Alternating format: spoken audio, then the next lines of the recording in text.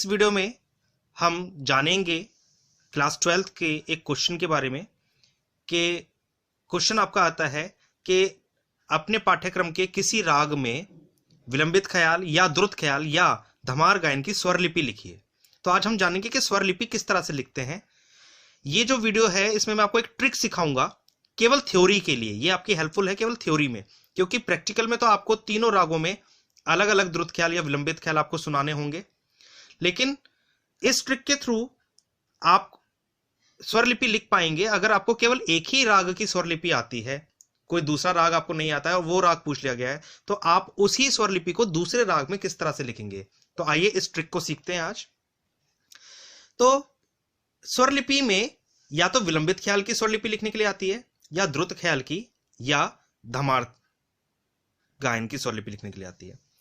Question में आपको पूछा जाता है कि निम्नलिखित राग की स्वर लिपि लिखकर तान, आलाप या स्वर विस्तार कीजिए। तो तान, आलाप और स्वर विस्तार मैं इससे पहले वाले वीडियो में बता चुका हूं कि तान आलाप किस तरह से आप बनाकर लिख सकते हैं। इसमें केवल हम स्वर लिपि के बारे में जानेंगे। आप उस वीडियो को देखिए और उस वीडियो को देखकर आप सीख सकते हैं तान आलाप कैसे लिख सकते हैं। ठीक, तो स्वर लिपि या तो विलंबित ख्याल की आती है लिखने के लिए, या द्रुत ख्याल की, या धमार गायन की।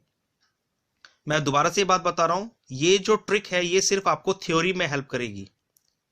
अगर आपको केवल एक ही राग की स्वर लिपि याद है, दूसरे की नहीं याद है, और बाय चांस दूसरा राग कोई आ जाता है लिखने के लिए, तो आप उसी स्वर लिपि को दूसरे राग में किस तरह से लिख सकते हैं। ओके, आपको ध्यान रखना है कि विलंबित ख्याल की स्वर लिपि हमें तिलवाड़ा ताल में लिखनी है, द्रुत ख्याल की स्वर लिपि 3 ताल में लिखनी है, और धमार गायन की स्वर लिपि तो ऑब्वियसली धमार ताल में ही लिखी जाएगी। ठीक, विलंबित ख्याल तिलवाड़ा ताल, द्रुत ख्याल 3 ताल, और धमार गायन धमार ताल।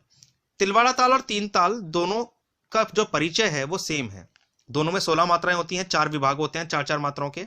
पहली, 5वीं और 13वीं मात्रा पर ताली होती है और 9वीं मात्रा खाली होती है, बस बोलों में अंतर होता है। तो आपको सिर्फ ये याद रखना है कि विलंबित ख्याल तिलवाड़ा ताल में लिखना है, द्रुत ख्याल 3 ताल में लिखना है, और धमार गायन धमार ताल में लिखना है अगर स्वर लिपि आती है तो। विलंबित ख्याल की जो लय होती है वो विलंबित होती है, द्रुत ख्याल की लय द्रुत होती है, और धमार की हम अलग अलग लय कार्यों में धमार ताल को गाते हैं। ठीक, तो आइए जानते हैं कि स्वर लिपि किस प्रकार से अब लिखते हैं। यहां पे सबसे पहले हम राग भैरव के द्रुत ख्याल की स्वर लिपि लिखना सीख रहे हैं। तो आपको मैं पहले ही बता चुका हूं कि परिचय में आपको याद होना चाहिए हर राग का। अगर आपको परिचय याद नहीं होगा तो आपको परेशानी आएगी। राग भैरव में रे और धा स्वर कोमल होते हैं और कोई भी स्वर वर्जित नहीं होता है, संपूर्ण जाति होती है। अभी मैंने आपको बताया था कि द्रुत ख्याल हम कौन सी ताल में लिख रहे हैं, 3 ताल में लिखेंगे। किसी भी राग का जो द्रुत ख्याल लिखेंगे वो 3 ताल में लिखेंगे। ठीक, तो राग भैरव द्रुत ख्याल 3 ताल। तो यहां पे पहले हमने 3 ताल का फॉर्मेट बना लिया, 1 से लेकर 16 तक मात्राएं लिखी, 4-4 मात्राओं के 4 विभाग हमने बना लिए। पहली, 5वीं और 13वीं मात्रा पर ताली है। पहली ताली पहली मात्रा पर, दूसरी ताली 5वीं मात्रा पर, और तीसरी ताली 13वीं मात्रा पर, और 9वीं मात्रा पर खाली है। लिखना हमें शुरू करना है राग को, स्वर लिपि को 9वीं मात्रा से। 9वीं मात्रा से हम यहां लिखना शुरू करेंगे। तो यहां पे मैंने 2 डिफरेंट पेन को यूज करा है, ब्लैक पेन स्वरों के लिए और ब्लू पेन शब्दों के लिए। ठीक, तो स्वर लिपि का अर्थ क्या होता है? स्वर लिपि का अर्थ होता है शब्दों को स्वरों के साथ बांधकर लिखना, कि कौन से शब्द पे कौन सा स्वर आ रहा है। ठीक है, तो सबसे पहले हम जो हमारी ओड लाइंस हैं, फर्स्ट, थर्ड और फिफ्थ, इसमें हमारे स्वर लिखे जाएंगे, और जो ओड लाइंस, इवन लाइंस हैं, सेकंड, फोर्थ और सिक्स्थ, इसमें हमारे शब्द लिखे जाएंगे। तो सबसे पहले हम क्या करते हैं, हमने स्वरों को शब्दों को लिख लिया। सुमिरन कर ले अब तो प्राणी, किया ना भजन तो होगी हानि। तो यहां पे जो ये एस लिखे हैं हमने, इस एस का क्या मतलब है? इस एस का मतलब है कि इससे पहले जो भी आपका लेटर आ रहा है, अक्षर आ रहा है, उस पे जो मात्रा है उसकी आवाज को आगे की एक मात्रा तक ड्रैग करना है।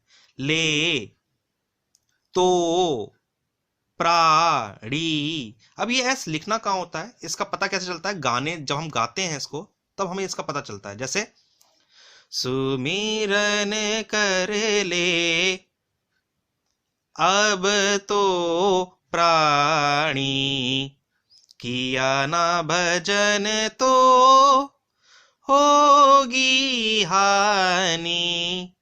तो जहां पे भी मात्राओं को हम खींच रहे हैं वहां पे वो एस लिखा जाएगा। अब क्या किया हमने शब्द लिख लिए एक एक लाइन छोड़कर। अब जो लाइन छोड़ी थी वहां पे हम स्वर लिखेंगे। साधा पाधा मापा गामा पापा गामा रे रे सा सा, सा रे गामा पाधा नी सा, रे सा नीधा पामा गामा। अगर गाएं तो साधा पाधा मापा गामा पापा गामा रे रे सा सा, है ना। तो राग भैरव में लिख रहे हैं तो इसलिए हम धा और रे को कोमल लिखते जाएंगे, ठीक। इसी तरह से हम एक लाइन छोड़कर फिर अंतरा लिखेंगे, सेम 9वीं मात्रा से शुरू करेंगे। स्वर शब्द स्वर शब्द स्वर शब्द, जहां जहां धा और रे आएगा वहां पे आप उसको कोमल कर देंगे, ठीक है। एक क्वेश्चन यहां पर स्टूडेंट्स पूछते हैं कि अगर हम कोई स्वर भूल जाएं तो क्या वो गलत तो नहीं होगा? कोई दिक्कत नहीं है। अगर आप स्वर भूल जाते हैं तो आप अपने पास से स्वर लिख सकते हैं। बस आपको दो बातों का ध्यान रखना है। एक तो कोमल स्वर वही होंगे जो उस राग में प्रयोग किए गए हैं। यहां भैरव लिख रहे हैं तो रेधा जहां भी आप लिखेंगे कोमल लिख देंगे। अपने पसंद से आप स्वर लिख सकते हैं, लेकिन जहां जहां रेधा लिखेंगे वहां कोमल करना है उनको। दूसरा, वर्जित स्वरों का ध्यान रखना है। राग भैरव में कोई वर्जित स्वर नहीं है, इसलिए आप कोई भी स्वर लिख सकते हैं, लेकिन बाकी रागों में जब हम लिखेंगे तो वहां वर्जित स्वरों का ध्यान रखना है। उसको हम आगे अभी देखेंगे किस तरह से हमें करना है, ठीक है। तो आइए अब हम जानते हैं उस ट्रिक को जिससे हम इसी स्वर लिपि को भैरव राग की स्वर लिपि को बागेश्री या मालकोस में लिख सकते हैं। किस प्रकार से लिख सकते हैं आइए जानते हैं। देखिए यहां पे हमने राग बागेश्री का द्रुत ख्याल लिख रहे हैं, वो भी 3 ताल में लिख रहे हैं क्योंकि द्रुत ख्याल हम 3 ताल में लिखेंगे। यहां पे सिर्फ अंतर यह आया है कि गा और नी स्वर कोमल होंगे और इसमें रे और पा स्वर वर्जित होते हैं। आरो में ऑर्डर संपूर्ण जाति होती है, आरो में रे और पा वर्जित होता है। देखिए सेम स्वर लिपि है, मैंने यहां पे अंतरा नहीं लिखा है, सिर्फ स्थाई आपको लिखकर दिखा रहा हूं। सेम शब्द है, सुमिरन कर ले अब तो प्राणी, किया ना भजन तो होगी हानि, ठीक है। शब्द आपके सेम है। ट्रिक क्या यूज करिए, स्वर भी हमने सेम लिखे, लेकिन हमने रे और धा की जगह गा और नी इन 2 स्वरों को कोमल किया है जहां जहां गा और नी आ रहा है, क्योंकि राग बागेश्री में गा और नी स्वर कोमल होते हैं। दूसरा हमने ध्यान किया है कि जहां स्वर आरो में आ रहे हैं वहां पे रे और पा वर्जित होने चाहिए, क्योंकि राग बागेश्री में आरो में रे पा वर्जित होता है। देखिए यहां पे भैरव में, देखिए भैरव में यहां जो स्वर हैं वो आरो में आ रहे हैं, सा रे गा मा पा धा नी सा, ये पूरा आरो आ रहा है। तो आरो में रे और पा वर्जित कर दिया, जो स्वर इसके आगे था उसी को लिख दिया बागेश्री में, हमने रे और पा को वर्जित किया। देखिए यहां पे सा गा गा मा धा धा नी सा, तो ये 2 डिफरेंट हमने क्रिएट करे हैं, 2 डिफरेंस यहां पे क्रिएट करे हैं। एक की पहला क्या है कि अगर हम सेम स्वर लिपि राग बागेश्री में लिख रहे हैं राग भैरव की, तो धा और रे की जगह गा और नी को कोमल करना है और आरो में रे और पा वर्जित कर देना है।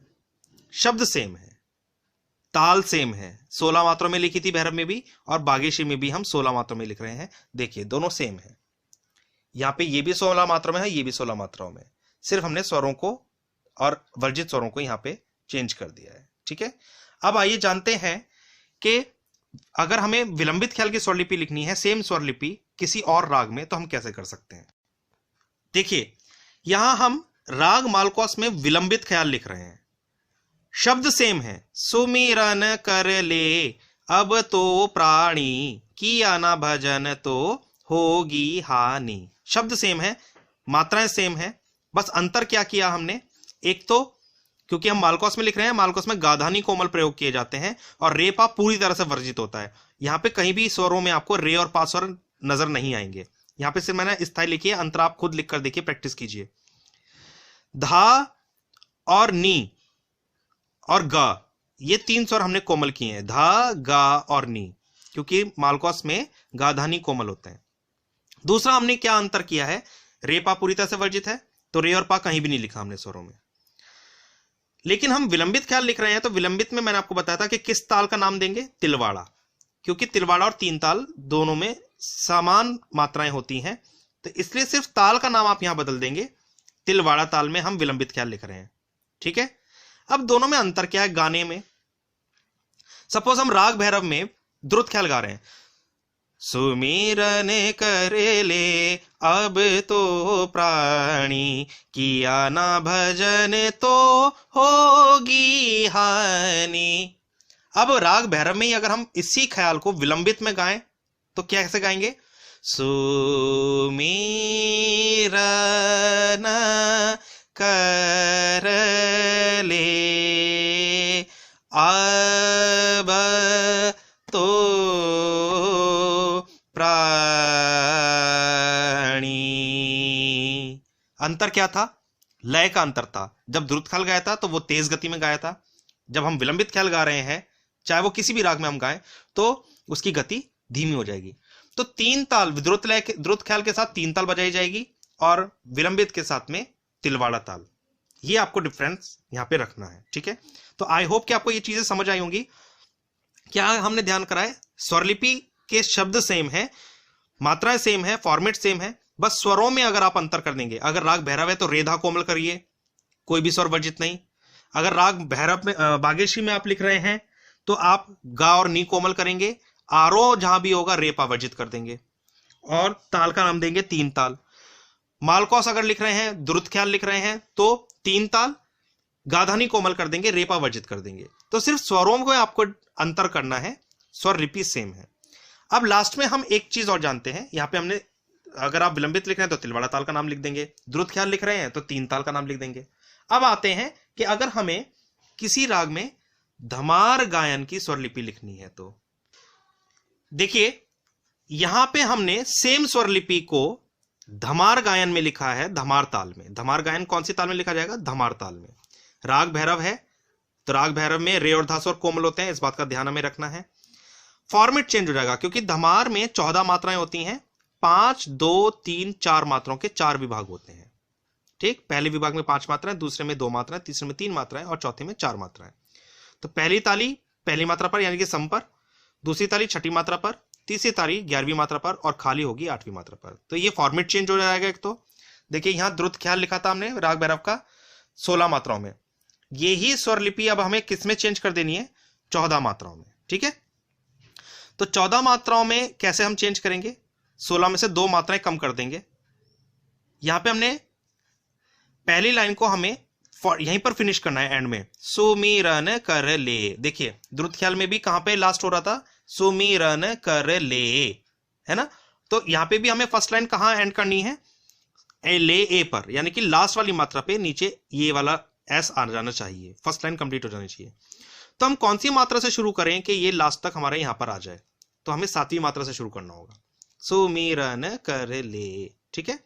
और यहां पर हमने क्या किया? अब तो प्राणी, 2 मात्रा हमें कम कर देनी है ना, तो हमने प्रा के बाद का एस और नी के बाद के एस को हटा दिया है। देखिए यहां पे द्रुत ख्याल में कंपैरिजन करते हैं। यहां पे हमने किया था अब तो प्राणी, तो 16 मात्रा में लिखेंगे तो यहां पर इस तरह से लिखेंगे, लेकिन हमें धमार गायन की स्वरलिपि लिखनी है और 14 मात्रा में लिखनी है, तो हमने क्या करा? प्रा और नी के बाद के एस को हटा दिया, इसलिए वो 2 मात्राएं कम हो गई, 16 मात्राओं की स्वरलिपि 14 में आ गई, ठीक है। साधा पाधा मा पा गामा, पा पा गामा रे सा, एक एक स्वर भी कम कर दिया और शब्दों में एक एक एस को हटा दिया।